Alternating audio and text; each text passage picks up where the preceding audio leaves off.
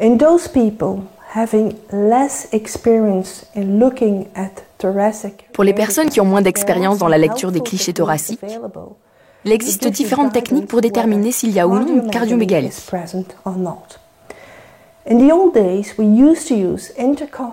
Anciennement, on comparait les espaces intercostaux avec la silhouette cardiaque. Mais comme la largeur des espaces intercostaux dépend fortement de la phase respiratoire, inspiratoire ou expiratoire,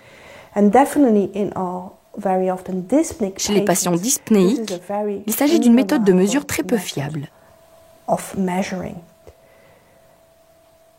These days, we will more commonly use a new system.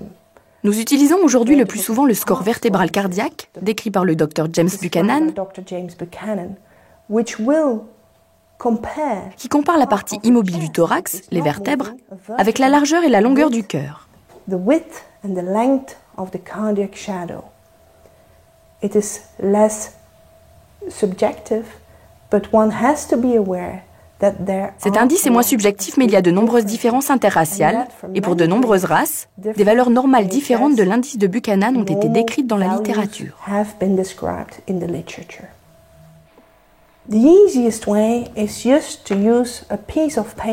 La façon la plus simple consiste à utiliser une feuille de papier et de la placer sur le film radiographique.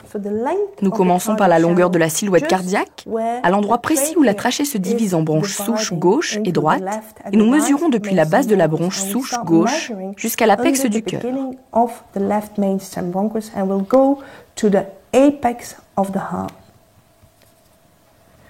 This is the length of the heart, and we will do the same. On obtient ainsi la longueur du cœur. Nous faisons la même chose pour la largeur, qui correspond à la partie la plus large du cœur, très souvent située au-dessous de la veine cave caudale.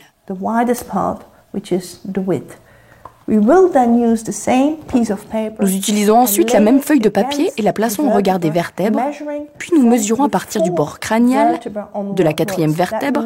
Nous devons avoir 3 paires de côtes avant cette zone. So we lay this against it, and we can measure up to 1/10 of a vertebra. Nous plaçons ici la feuille de papier et nous mesurons le nombre d'espaces que nous avons.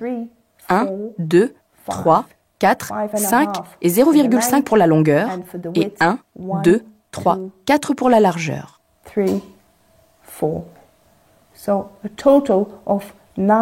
Cela donne au total 9,5 vertèbres, ce qui est dans les limites normales pour cette race. Lorsque nous regardons les images de la silhouette cardiaque, nous ne rencontrons pas seulement des cardiomégalies, mais parfois aussi des cœurs qui paraissent trop petits.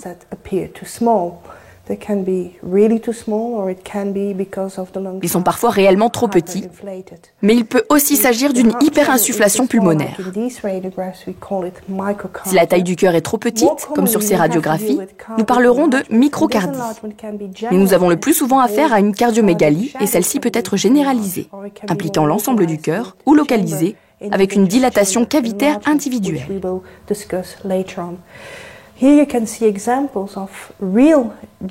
Ici, vous voyez des exemples de cardiomégalie globale réelle, où le cœur est augmenté de taille, avec ici un cas d'endocardiose mitrale sévère en fin d'évolution, s'accompagnant d'une hypertrophie excentrique. Mais attention, chez les chiens de grande taille, nous sommes parfois confrontés à de fausses cardiomégalies où la silhouette cardiaque est très agrandie. Il ne s'agit pas en réalité du cœur, mais d'un chien avec un épanchement péricardique. Et ce que nous voyons n'est pas la silhouette cardiaque elle-même, mais les contours du sac péricardique rempli de liquide.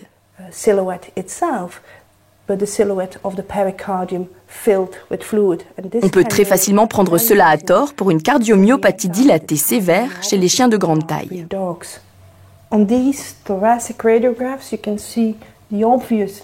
Sur ces clichés thoraciques, nous voyons une dilatation atriale gauche manifeste avec une part de congestion veineuse sans signe d'infiltration pulmonaire.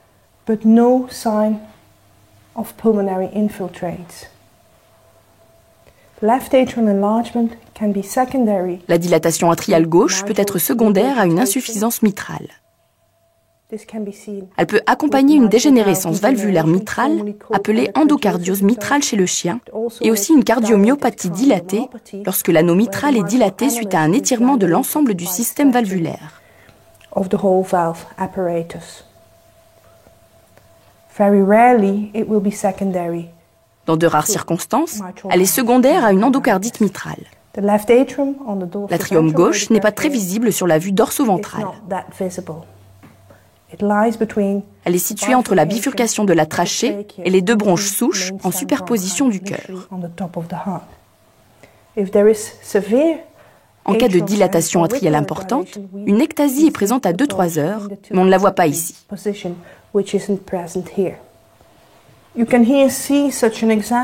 Vous pouvez voir là un exemple de dilatation atriale gauche plus marquée, avec dilatation auriculaire à 2-3 heures.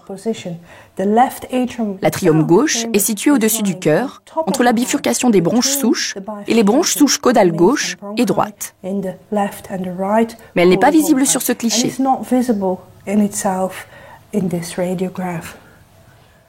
Vous pouvez cependant voir clairement la dilatation de l'atrium gauche sur la vue de profil, avec ici une compression manifeste des bronches souches. Left ventricular enlargement, which will be noticed on radiographs by a mild shift of the left apex. La dilatation ventriculaire gauche se manifeste par une légère déviation de l'apex du cœur vers la gauche, sur la vue dorso-ventrale, et par un bord caudal très proéminent du ventricule gauche sur la vue de profil, pouvant s'accompagner d'une hypertrophie ventriculaire excentrique ou concentrique. Chez les chiens de grande taille, une hypertrophie excentrique évoquera en premier lieu une cardiomyopathie dilatée. Chez les chiens de petite taille, nous penserons le plus souvent à une endocardiose mitrale ou à une maladie valvulaire mitrale dégénérative, mais dans ce cas, l'atrium gauche sera aussi dilaté. Dans le cas d'une hypertrophie concentrique, nous nous orienterons chez le chat vers une CMH, fréquente dans cette espèce. Alors que chez le chien, cette affection est très rare.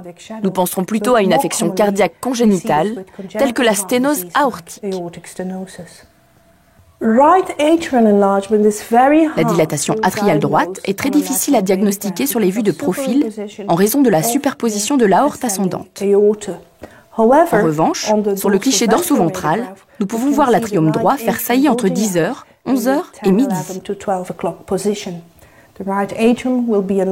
L'atrium droit sera dilaté en cas d'insuffisance tricuspidienne grave secondaire à une maladie valvulaire dégénérative, mais aussi avec d'autres pathologies telles que la cardiomyopathie ventriculaire droite arythmogène.